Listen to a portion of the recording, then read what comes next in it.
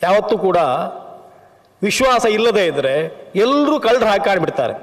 ಅವರು ಕಳ್ಳರು ಆಗಬೇಕಾಗಿಲ್ಲ. ನಮಗೆ ಯಾರ ಮೇಲೂ ವಿಶ್ವಾಸ ಇಲ್ಲದಿದ್ದರೆ ನಮ್ಮ ದೃಷ್ಟಿಯಲ್ಲಿ ಎಲ್ಲರೂ ಕಳ್ಳರು ಹಾಕಿ ಕಾಣ್ತಾರೆ. ಯಾರ ಹತ್ರ ಬಿಡುವುದು ಅಂತ. ಕೊನೆಗೆ ಯಾರೋ ಒಬ್ಬರು ಹೇಳ್ತಾರಂತೆ, ನೋಡು ಅದ್ರೋಹ ಅಂತ ಒಬ್ಬ ಮನುಷ್ಯ ಇದ್ದಾನೆ, ಅವ ಎಷ್ಟು ಪ್ರಾಮಾಣಿಕ ಅಂತಂದರೆ ನೀನು ಯಾವ ವಸ್ತುವನ್ನು ಅವನಿಗೆ ಕೊಟ್ಟರು ಅವ ಎಷ್ಟು ವರ್ಷ ಕಳೆದು ಬಂದರೂ ಆ ವಸ್ತು ಸ್ವಲ್ಪವೂ ಹಾಳಾಗದ ಹಾಗೆ ಅದನ್ನು ರಕ್ಷಣೆ ಮಾಡ್ತಾನೆ.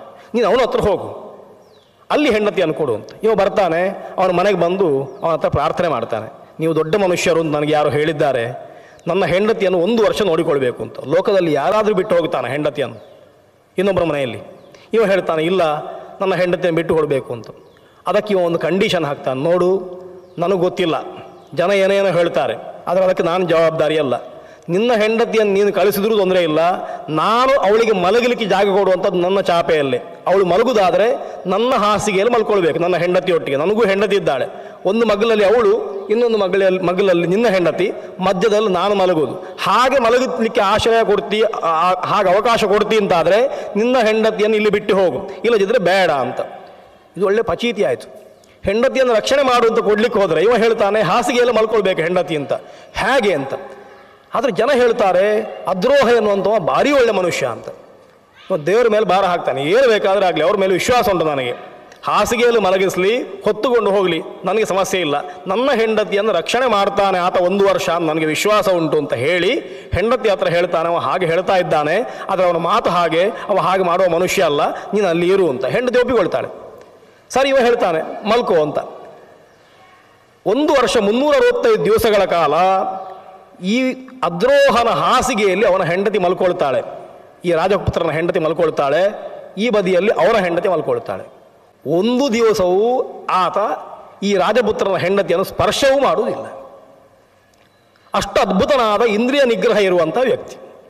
ನಮಗೆ ಯಾರಾದರೂ ಒಂದು 500 ರೂಪಾಯಿ ಕೊಟ್ಟು 1 ವರ್ಷದ ಮೇಲೆ ಬರ್ತೇನೆ ಇದನ್ನು ಇಟ್ಟುಕೊಳ್ಳಿ ಅಂತ ಕೊಟ್ಟರೆ ಒಂದು 6 ತಿಂಗಳು ಇಟ್ಟುಕೊಳ್ತೇವೆ.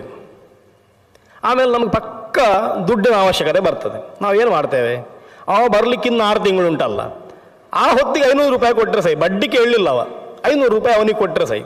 ಈಗ ಖರ್ಚು ಮಾಡುವ ಅಂತ 500 ರೂಪಾಯಿಯನ್ನು ಖರ್ಚು ಮಾಡಿ ಸುಮ್ಮನೆ ಕೂತ್ಕೊಳ್ತೇವೆ. 500 1,000. ಅವ ಬರೋದಕ್ಕಿಂತ 1 ತಿಂಗಳು ಮೊದಲು ಏನಾದರೂ ವ್ಯವಸ್ಥೆ ಮಾಡಿ ಅದನ್ನು ತಯಾರು ಮಾಡಿ ಇಟ್ಟು ಬರುವಾಗ ಕೊಡ್ತೇವೆ, ಪ್ರಾಮಾಣಿಕರು ಅಂತ ತೋರಿಸಿಕೊಳ್ತೇವೆ. ಇದು ಪ್ರಾಮಾಣಿಕತೆಯ ಅಂತ ಕೇಳಿದರೆ ಶಾಸ್ತ್ರ ಅಲ್ಲ ಅಂತ ಹೇಳ್ತದೆ. ಅವ ಕೊಟ್ಟದ್ದು ನಿಮಗೆ ಖರ್ಚು ಮಾಡಿ ಅಂತ ಅಲ್ಲ, ಅದನ್ನು ಹಾಗೆ ರಕ್ಷಣೆ ಮಾಡಿ ಹಾಗೆ ವಾಪಸ್ ಕೊಡಿ ಅಂತ. ನೀವು ಖರ್ಚು ಮಾಡಿದರೆ ನೀವು ಅಪ್ರಾಮಾಣಿಕರಾದ್ರಿ. ಈ ಅದ್ರೋಹ ಹಾಗೆ ಮಾಡ್ತಾನೆ. ರಾಜಪುತ್ರನ ಹೆಂಡತಿಯನ್ನು ತನ್ನ ಶೈಲಿಯಲ್ಲಿ ಇಟ್ಟುಕೊಂಡ್ರೂ ಅವಳನ್ನು ಮುಟ್ಟದೆ, ಅವಳ ಹತ್ರ ಹೊರಳಿಯೂ ನೋಡದೆ 1 ವರ್ಷ ಕಾಲ ರಕ್ಷಣೆ ಮಾಡ್ತಾನೆ ಅವಳನ್ನು. ಊರಿನಲ್ಲೆಲ್ಲ ಯಾವತ್ತೂ ಕೂಡ ಒಳ್ಳೆಯವರನ್ನು ಹೊಗಳುವ ವರ್ಗದ ಒಟ್ಟಿಗೆ ಒಳ್ಳೆಯವರನ್ನೂ ತೆಗೊಳ್ಳುವ ಒಂದು ವರ್ಗ ಇರ್ತದೆ. ನೀವು ಎಷ್ಟೇ ಲೋಕದಲ್ಲಿ ಒಳ್ಳೆಯ ಕೆಲಸ ಮಾಡಿ 10 ಜನ ಹೊಗಳ್ತಾ ಇದ್ದಾರಂತಂದರೆ ಇದಿಬ್ಬರು ತೆಗೊಳ್ಳುವವರು ಇರ್ತಾರೆ. ಸಣ್ಣ ಉದಾಹರಣೆ ಹೇಳಬೇಕಾದ್ರೆ ನಮ್ಮ ಎಲ್ಲ ಉಪನ್ಯಾಸಗಳು ಅಥವಾ ಬೇರೆ ಒಂದಷ್ಟು ಉಪನ್ಯಾಸಗಳು ಯೂಟ್ಯೂಬ್ನಲ್ಲಿ ಬರ್ತಾ ಇರ್ತದೆ. ಅದರಲ್ಲಿ ಲೈಕ್ ಬರ್ತಾ ಇರ್ತದೆ, ಹೀಗೆ ತೋರಿಸ್ತದೆ, ಡಿಸ್ಲೈಕು ಬರ್ತಾ ಇರ್ತದೆ. 1-2 ಆದರೂ ಹೀಗಿರ್ತದೆ. ಅವರಿಗೆ ಏನು ಕೆಲಸ ಇರುವುದಿಲ್ಲ. ಅವರು ಒಂದು 5 ನಿಮಿಷ ನೋಡಿ ಸುಮ್ಮನೆ ಒಂದು ಅವಾಂತರ ವ್ಯಾಪಾರ ಅದು ಮಾಡಿಬಿಡ್ತಾರೆ ಅಷ್ಟೇ. ಅಂಥದ್ದು ಕಾಣ್ತದೆ. ಅಂದರೆ ಲೋಕದಲ್ಲಿ ನಿಯಮ ಹೇಗೆ ಅಂತಂದರೆ ಎಲ್ಲರೂ ಎಲ್ಲವನ್ನು ಇಷ್ಟಪಡುವುದಿಲ್ಲ, ಎಲ್ಲರೂ ಎಲ್ಲರನ್ನು ಹೊಗಳುವುದಿಲ್ಲ. ಹಾಗಾಗಿ ಹೊಗಳುವವರು ಇದ್ದ ಹಾಗೆ ತೆಗಳುವವರು ಕೂಡ ಎಲ್ಲ ಕೆಲಸಕ್ಕೂ ಇರ್ತಾ ಇರ್ತದೆ. ಲೋಕದಲ್ಲಿ ಎಲ್ಲರಿಂದ ಹೊಗಳಿಸಿಕೊಳ್ತೇನೆ ಎನ್ನುವಂಥದ್ದು ಸಾಧ್ಯ ಇಲ್ಲ ಅಂತ. ಹಾಗಾಗಿ ಎಲ್ಲರನ್ನೂ ಮೆಚ್ಚಿಸ್ಲಿಕ್ಕೆ ಆಗುವುದಿಲ್ಲ ಅಂತ.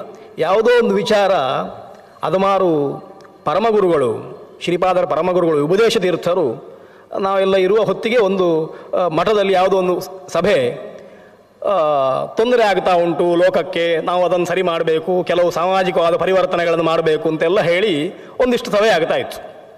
ಆಗ ಯಾರೋ ಒಬ್ಬರು ಒಂದು ನಿರ್ಣಯವನ್ನು ಹೇಳಿದರು, ಸ್ವಾಮಿ ಈ ನಿರ್ಣಯವನ್ನು ಸ್ವೀಕಾರ ಮಾಡಿದರೆ ಊರಿಗೆ ಒಳ್ಳೆಯದಾಗ್ತದೆ ಅಂತ. ಮತ್ತೊಬ್ಬರು ಎದ್ದರು, ಅಲ್ಲ ಅದನ್ನು ತಗೊಳ್ಬೋದು, ಆದರೆ ಇವರಿಗೆ ಬೇಸರ ಆಗ್ತದೆ ಅಂತ. ಅದಕ್ಕೆ ಮತ್ತೊಬ್ಬರು ಹೇಳಿದರು, ನೀವು ಅದನ್ನು ಮಾಡದೇ ಇದ್ದರೆ ಇವರಿಗೆ ಬೇಸರ ಆಗ್ತದೆ ಅಂತ. ಅದಕ್ಕೆ ಸ್ವಾಮಿಗಳು ಒಂದು ಮಾತು ಹೇಳಿದರು, ಎಲ್ಲರನ್ನೂ ಮೆಚ್ಚಿಸುವುದು ಹುಚ್ಚುತನ ಅಂತ. ಆಗೋದಿಲ್ಲ. ನಿಮಗೆ ಕೆಲಸ ಆಗಬೇಕಾ, ನೀವು ಇನ್ನೊಬ್ಬರ ಮುಖ ನೋಡಬೇಡಿ, ನಿಮ್ಮ ಕೆಲಸ ನೀವು ಮಾಡಿ.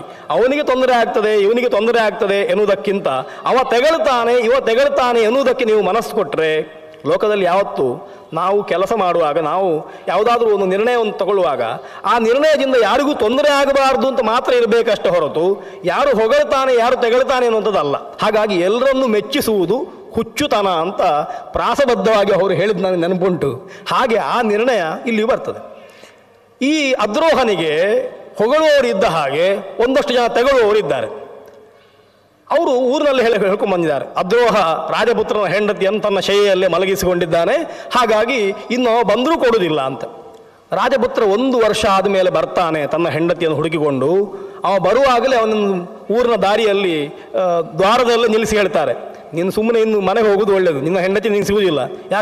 ಯಾಕೆಂದರೆ 1 ವರ್ಷದಿಂದ ಅವನ ಹಾಸಿಗೆಯಲ್ಲೇ ಮಲಗಿಸ್ಕೊಳ್ತಾ ಇದ್ದಾನೆ, ಇನ್ನು ನಿನಗೆ ಎಲ್ಲಿ ಕೊಡ್ತಾನೆ, ನೀನು ಬಂದರೆ ನಿನ್ನ ಗುರುತ ಇಲ್ಲ ಅಂತ ಹೇಳಿ ಕಳಿಸಿಬಿಡ್ತಾನೆ ಅಷ್ಟೇ. ನೀನು ಈಗಲೇ ಹೋಗೋದು ಒಳ್ಳೆಯದು, ಇನ್ನು ಅಲ್ಲಿ ಹೋಗಿ ಗಲಾಟೆ ಮಾಡಿ ಹೆಂಡತಿಯನ್ನು ಪಡ್ಕೊಳ್ಳೋದಕ್ಕಿಂತ ನೀನು ಇಲ್ಲಿಂದಲೇ ಹೋಗೋದು ಒಳ್ಳೆಯದು ಅಂತ. ಅವನಿಗೆ ಆಶ್ಚರ್ಯ ಆಗ್ತದೆ, ಇಲ್ಲ ನಾನು ವಿಶ್ವಾಸ ಇಟ್ಟಿದ್ದೇನೆ ಅವನ ಮೇಲೆ, ಅವ ಹಾಗೆ ಮಾಡಲಿಕ್ಕಿಲ್ಲ. ಆಯಿತು, ಏನೇ ಆಗಲಿ ಒಂದು ಬಾರಿ ಅವನ ಹತ್ರ ಮಾತಾಡಿ ಹೋಗುವ, ಹೆಂಡತಿ ಸಿಗುತ್ತಾಳೋ ಇಲ್ಲೋ ಬೇರೆ ವಿಷಯ. ಅವ ಮೊದಲೇ ಹೇಳಿದ್ದಾನೆ, ನಾನು ಮಲಗಿಸುವುದಾದರೆ ಹೆಂಡತಿಯನ್ನು ನನ್ನ ಹಾಸಿಗೆಯಲ್ಲೇ ಮಲಗಿಸುವುದು, ಬೇರೆ ಕಡೆ ಅಲ್ಲ ಅಂತ. ಹಾಗಾಗಿ ಒಪ್ಪಿಕೊಂಡಿದ್ದೇನೆ, ಹೋಗುವ ಅಂತ. ಹೋಗ್ತಾನೆ, ಅದ್ರೋಹನ ಮನೆಯ ಮುಂದೆ ಹೋಗಿ ಹೇಳ್ತಾನೆ, ಕೂಡಲೇ ಗುರುತ ಹಿಡಿತಾನೆ, ಬಾ ಒಳಗೆ, ನಿನ್ನ ಹೆಂಡತಿಯನ್ನು ಬಿಟ್ಟು ಹೋಗಿದ್ದೆಲ್ಲ ನೋಡು. ಇವ 1 ವರ್ಷದ ಕೆಳಗೆ ಹೆಂಡತಿಯನ್ನು ಹೇಗೆ ಕೊಟ್ಟಿದ್ದಾನೋ ಅದೇ ರೀತಿ ನಗುಮುಖದಿಂದ ಆಕೆ ಇದ್ದಾಳೆ, ಯಾವ ವ್ಯತ್ಯಾಸ ಇಲ್ಲ, ದುಃಖವೂ ಇಲ್ಲ. ಆಶ್ಚರ್ಯ ಆಗ್ತದೆ. ಈ ಹೊತ್ತಿಗೆ ಊರಿನವರೆಲ್ಲ ಒಟ್ಟು ಸೇರಿ ಅಪವಾದ ಹಾಕ್ತಾರೆ. ಅದ್ರೋಹ ಹೇಳ್ತಾನೆ, ನಾನು ನಿಶ್ಚಯ ಮಾಡಿದ್ದೇನೆ, ನಿನ್ನ ಹೆಂಡತಿಯನ್ನು 1 ವರ್ಷ ನನ್ನ ಶಯ್ಯೆಯಲ್ಲಿ ನಾನು ಮಲಗಿಸಿದ್ದೇನೆ, ಅದನ್ನು ಪಾಪಕರ್ಮ ಅಂತ ನನಗೆ ಅನಿಸ್ತದೆ, ಹಾಗಾಗಿ ನಾನು ಅಗ್ನಿ ಪ್ರವೇಶ ಮಾಡ್ತೇನೆ. ನಾನು ಪಾಪಿ ಅಂತಾದರೆ ಈ ಜನಗಳನ್ನು ತೃಪ್ತಿಪಡಿಸಲಿಕ್ಕೆ, ಜನಗಳು ಒಂದಿಷ್ಟು ಹೇಳ್ತಾ ಇದ್ದಾರಲ್ವ, ಅಪವಾದ ಹಾಕ್ತಾ ಇದ್ದಾರಲ್ವ, ಹಾಗಾಗಿ ಅವರನ್ನು ತೃಪ್ತಿಪಡಿಸಲಿಕ್ಕೋಸ್ಕರ ಅಗ್ನಿ ಪ್ರವೇಶ ಮಾಡ್ತೇನೆ. ನಾನು ಪಾಪಿ ಅಂತಂದರೆ ಆ ಅಗ್ನಿಯಲ್ಲಿ ನಾನು ಬೆಂದು ಕರಕಲಾಗಿ ಹೋಗುತ್ತೇನೆ ಅಂತ ಅದ್ರೋಹ ಇವನ ಎದುರಿಗೆ, ರಾಜಪುತ್ರನ ಎದುರಿಗೆ ಅಗ್ನಿಗೆ ಪ್ರವೇಶ ಮಾಡ್ತಾನೆ. ಅಗ್ನಿ ಪ್ರವೇಶ ಮಾಡುವಾಗ ಪುರಾಣ ಹೇಳ್ತದೆ, ಅವನ ಬಟ್ಟೆಯ ಒಂದು ನೂಲು ಉರಿದು ಹೋಗಲಿಲ್ಲ. ಅವ ಹೇಗೆ ಹೋಗಿದ್ದಾನೋ ಹಾಗೆ ಇದ್ದಾನೆ. ಬದಲಾಗಿ ಮೇಲಿನಿಂದ ಪುಷ್ಪವೃಷ್ಟಿ ಆಗ್ತಾ ಉಂಟು.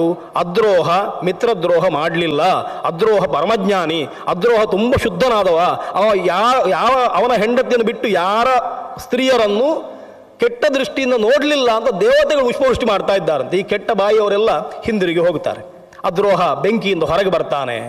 ಇದನ್ನು ಹರಿ ಇವನಿಗೆ ಹೇಳ್ತಾನೆ, ಈ ಬ್ರಾಹ್ಮಣನಿಗೆ ಹೇಳ್ತಾನೆ, ನೋಡು ಅದ್ರೋಹ ಇಂಥವ, ಅವನ ಹತ್ರ ಹೋಗು. ಹೀಗೆ ಅದ್ರೋಹನ ಹತ್ರ ಹೋಗುತ್ತಾನೆ. ಅವನ ಹತ್ರ ಹೋಗಿ ಹೇಳ್ತಾನೆ, ನೋಡು ನಿನ್ನ ಮಹಾತ್ಮೆಯನ್ನು ಕೇಳಿದ್ದೇವೆ, ನನಗೆ ಸಂಶಯ ಬಂದಿದೆ, ನನಗೆ ಇಷ್ಟು ಕಷ್ಟ ಆಗುತ್ತಾ ಉಂಟು, ಏನು ಕಾರಣ ಅಂತ ಹೇಳು ಅಂತ. ಅವನು ಹೇಳ್ತಾನೆ, ನಾನು ಬಕಭಕ್ಷಿ ಅಲ್ಲ ಅಂತ. ಹಾಗಾದರೆ ಯಾರ ಹತ್ರ ಹೋಗಬೇಕು ಅಂತ. ಇನ್ನೊಬ್ಬ ವೈಷ್ಣವ ಇದ್ದಾನೆ, ಸ್ವಲ್ಪ ದೂರ ಹೋಗು, ಒಂದು ಕಾಡಿನ ಮಧ್ಯದಲ್ಲಿ ನಿರಂತರ ಧ್ಯಾನ ಮಾಡ್ತಾ ಇದ್ದಾನೆ, ಅವ ನಿನಗೆ ಧರ್ಮೋಪದೇಶ ಮಾಡ್ತಾನೆ ಅಂತ. ಹೀಗೆ ಆ ವೈಷ್ಣವನನ್ನು ಹುಡುಕಿಕೊಂಡು ಹೋಗಿ ಅವನಿಂದ ಮತ್ತೆ ಜ್ಞಾನೋಪದೇಶವನ್ನು ಪಡ್ಕೊಂಡು ತನ್ನ ಅಹಂಕಾರವನ್ನು ಆತ ನಿರ್ಮೂಲ ಮಾಡಿಕೊಂಡ, ಅಹಂಕಾರವನ್ನು ತ್ಯಾಗ ಮಾಡಿದ ಅಂತ. ಹೀಗೆ ಈ 5 ಜನರ ಕಥೆಯನ್ನು ವ್ಯಾಸರು ಹೇಳ್ತಾರೆ, ಬ್ರಾಹ್ಮಣರಿಗೆ ಹೇಳ್ತಾ ಇದ್ದಾರೆ. ತಮ್ಮ ಹತ್ರ ಪ್ರಶ್ನೆ ಕೇಳಲಿಕ್ಕೆ ಬಂದ ಋಷಿಗಳಿಗೆ ಹೇಳ್ತಾರೆ, ಹೀಗಾಗಿ ಈ 5 ಮಹಾಯಜ್ಞಗಳು, 5 ಗುಣಗಳನ್ನು ನೀವು ನಿಮ್ಮದಾಗಿಸಿಕೊಂಡ್ರೆ ನೀವು ಯಾವತ್ತೂ ಕೂಡ ಸೋಲುವುದಿಲ್ಲ, ಭಗವಂತನಿಗೆ ಅತ್ಯಂತ ಹತ್ತಿರವಾಗಿರ್ತೀರಿ. ಆದದ್ರಿಂದ ತಂದೆ ತಾಯಿಗಳನ್ನು ಪಾಲಿಸಬೇಕು, ತಂದೆ ತಾಯಿಗಳನ್ನು ಅರ್ಚನೆ ಮಾಡುವಂಥದ್ದು. ಪಿತೃರ್ ಅರ್ಚಾಚ ಪತ್ಯುಶ್ಚ ಅರ್ಚ. ಆಮೇಲೆ ಸಾಮ್ಯಂ ಸರ್ವಜನೇಶು, ಎಲ್ಲ ಜನರಲ್ಲಿ ಒಂದೇ ರೀತಿಯ ದೃಷ್ಟಿ.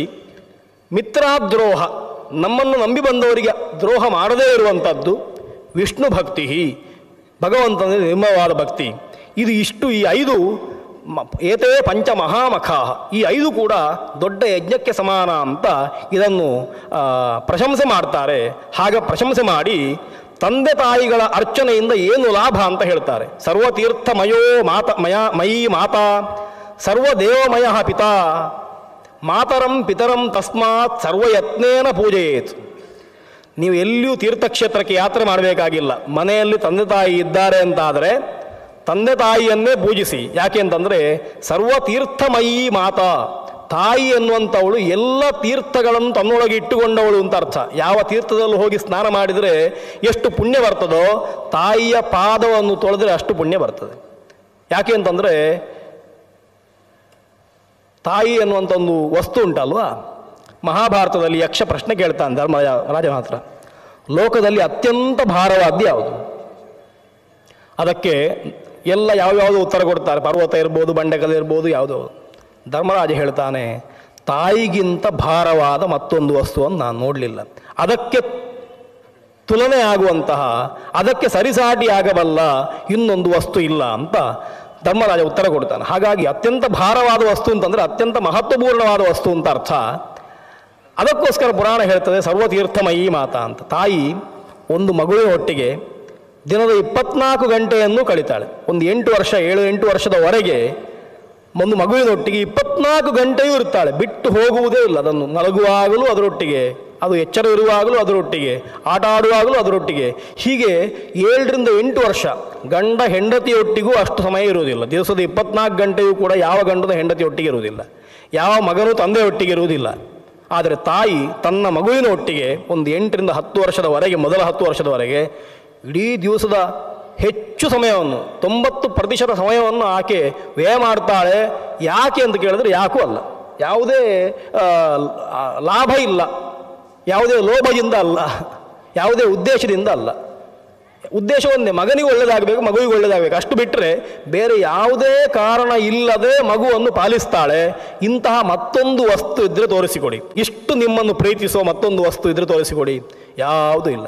ಹಾಗಾಗಿ ಸರ್ವತೀರ್ಥಮಯೀ ಮಾತಾ ಅಂತ. ಎಲ್ಲ ತೀರ್ಥಗಳು ನಮ್ಮನ್ನು ಹೊರಗಿನಿಂದ ಪವಿತ್ರ ಮಾಡ್ಯಾವು. ತಾಯಿ ನಿರಂತರ ಮಾತಾಡಿ ಒಳ್ಳೆಯ ವಿಷಯಗಳನ್ನು ಹೇಳಿ ಹೇಳಿ ಹೇಳಿ ನಮ್ಮನ್ನು ಒಳಗಿನಿಂದ ಪರಿಶುದ್ಧರನ್ನಾಗಿ ಮಾಡ್ತಾಳೆ. ಒಳ್ಳೆಯ ಸಂಸ್ಕಾರವನ್ನು ಒಳ್ಳೆಯ ತಾಯಿ ಕೊಡ್ತಾಳೆ. ಹಾಗಾಗಿ ತಾಯಿ ಒಳ್ಳೆಯವಳಾದಳು, ತಾಯಿ ಗಟ್ಟಿದ್ದಾಳೆ ಅಂತಂದರೆ ಯಾವ ಮಗನೂ ದಾರಿ ತಪ್ಪುವುದಿಲ್ಲ. ಹಾಗಾಗಿ ತಾಯಂದಿರು ತಿಳ್ಕೊಳ್ಬೇಕಾದ್ದೇನು ಅಂತ ಕೇಳಿದ್ರೆ, ತಮ್ಮ ಮಕ್ಕಳು ದಾರಿ ತಪ್ಪಬಾರ್ದು ಅಂತಂದರೆ ಮೊದಲಿಂದ ತಾವು ಪ್ರಯತ್ನ ಮಾಡಬೇಕು ಅಂತ. ಇದು ಎರಡನ್ನೂ ಪುರಾಣ ಹೇಳುವಂಥದ್ದು. ಆ ದೃಷ್ಟಿಯಿಂದ ಸರ್ವತೀರ್ಥಮಯೀ ಮಾತಾ, ಸರ್ವದೇವಮಯ ಪಿತಾ, ತಂದೆ, ಎಲ್ಲ ದೇವರು ತಂದೆಯಲ್ಲಿದ್ದಾರೆ ಅಂತ ಆ ಭಾವನೆ ಇಟ್ಟುಕೊಳ್ಳಿ. ಹೀಗೆ ಮಾತಾಪಿತೃಗಳನ್ನು ಯಾರು ಪೂಜೆ ಮಾಡ್ತಾನೋ ಅವ ಸಾಯುಜ್ಯವನ್ನು ಹೊಂತಾನೆ ಅಂತ ಪುರಾಣ ಹೇಳ್ತದೆ. ಮಾತರಂ ಪಿತರಂಚೈವ ಯಸ್ತು ಕುರ್ಯಾತ್ ಪ್ರದಕ್ಷಿಣಂ ಪ್ರದಕ್ಷಿಣೀಕೃತ ತೇನ ಸಪ್ತದ್ವೀಪ ವಸುಂಧರ. ಒಂದು ಕಥೆ ಉಂಟು. ಗಣಪತಿಗೂ ಸುಬ್ರಹ್ಮಣ್ಯನಿಗೂ ಒಂದು ಸ್ಪರ್ಧೆ ಏರ್ಪಟ್ಟಿತ್ತು. ಸುಬ್ರಹ್ಮಣ್ಯ ನವಿಲನ್ನು ಏರಿ ಲೋಕ ಪ್ರದಕ್ಷಿಣೆಗೆ ಅಂತ ಹೋದ. ಗಣಪತಿಗೆ ಆಗಲಿಲ್ಲ. ಅವ ಈಶ್ವರ ಪಾರ್ವತಿಯರಿಗೆ ಇದ್ದಲ್ಲಿ ಒಂದು 3 ಸುತ್ತು ಬಂದು ನಮಸ್ಕಾರ ಮಾಡಿದ. ಕೇಳಿದರೆ ಲೋಕ ಪ್ರದಕ್ಷಿಣೆ ಆಯಿತು ಅಂತ ಹೇಳಿದ ಅಂತ ಪದ್ಮಪುರಾಣ ಅದನ್ನು ಹೇಳ್ತಾ ಉಂಟು. ಯಾವ ಲೋಕ ಪ್ರದಕ್ಷಿಣೆ ಮಾಡಬೇಕಾದ ಅವಶ್ಯಕತೆ ಇಲ್ಲ. ಮಾತರಂ ಪಿತರಂಚೈವ ಯಸ್ತು ಕುರ್ಯಾತ್ ಪ್ರದಕ್ಷಿಣಂ, ತಂದೆ ತಾಯಿಯರನ್ನು ಒಟ್ಟಿಗೆ ನಿಲ್ಲಿಸಿ 3 ಪ್ರದಕ್ಷಿಣೆ ಬಂದು ನಮಸ್ಕಾರ ಮಾಡಿ, ಪ್ರದಕ್ಷಿಣೀಕೃತ ತೇನ ಸಪ್ತದ್ವೀಪ ಸುಂದರ, ನಿಶ್ಚಯವಾಗಿಯೂ ಹಾಗೆ ಮಾಡಿದರೆ ಯಾರಾದರೂ ಅವ ಇಡೀ 3 ಲೋಕವನ್ನು, ಸಪ್ತದ್ವೀಪ ಯುತವಾದಂತಹ ವಸುಂಧರೆಯನ್ನು ಸುಚ್ಚಿದಷ್ಟು ಪುಣ್ಯವನ್ನು ಹೊಂತಾನೆ. ಹಾಗಾಗಿ ಈ ರೀತಿಯಲ್ಲಿ ಪಿತೃಪೂಜೆಯನ್ನು ಮಾಡಬೇಕು ಅಂತ ಮಾತಾಪಿತೃಗಳ ಮಹತ್ವವನ್ನು ಪದ್ಮಪುರಾಣ ಹೇಳ್ತದೆ. ಈ ದೃಷ್ಟಿಯಿಂದ ನಮಗೆ ಅನೇಕ ವಿಚಾರಗಳನ್ನು ಪುರಾಣ ತಿಳಿಸ್ತದೆ. ನಮ್ಮ ಮನಸ್ಸು ಪರಿಶುದ್ಧ ಆಗುವ ಹಾಗೆ, ಮನಸ್ಸು ವಿಶಾಲ ಆಗುವ ಹಾಗೆ ಬೇಕಾದಷ್ಟು ಒಳ್ಳೆಯ ಸಂಸ್ಕಾರಗಳನ್ನು ಪುರಾಣ ಕೊಡ್ತದೆ. ಪಿತೃ ಪ್ರಶಂಸೆಯನ್ನು ತುಂಬ ಮಾಡ್ತದೆ, ಮಾತೃ ಪ್ರಶಂಸೆಯನ್ನು ತುಂಬ ಮಾಡ್ತದೆ. ಹಾಗಾಗಿ ಆ ಗುಣವನ್ನು ಇಟ್ಟುಕೊಂಡ್ರೆ ನಾವು ಎಷ್ಟು ಎತ್ತರಕ್ಕೆ ಹೋಗ್ಲಿಕ್ಕೆ ಸಾಧ್ಯ. ಅಂತಹ ಒಳ್ಳೆಯ ಗುಣಗಳು ಪದ್ಮಪುರಾಣದ ಪ್ರವಚನದ ಶ್ರವಣದಿಂದಾಗಿ ನಮ್ಮಲ್ಲಿ ಮೈಗೂಡಿ ಬರಲಿ ಅಂತ ದೇವರ ಹತ್ರ ಪ್ರಾರ್ಥನೆ ಮಾಡ್ತಾ ಇವತ್ತಿನ ಚಿಂತನೆಯನ್ನು ಶ್ರೀಪಾದರ ಮೂಲಕ ಭಗವಂತನ ಚರಣಾರವಿಂದಗಳಿಗೆ ಅರ್ಪಣೆ ಮಾಡ್ತೇನೆ. ಶ್ರೀಕೃಷ್ಣಾರ್ಪಣಮಸ್ತು.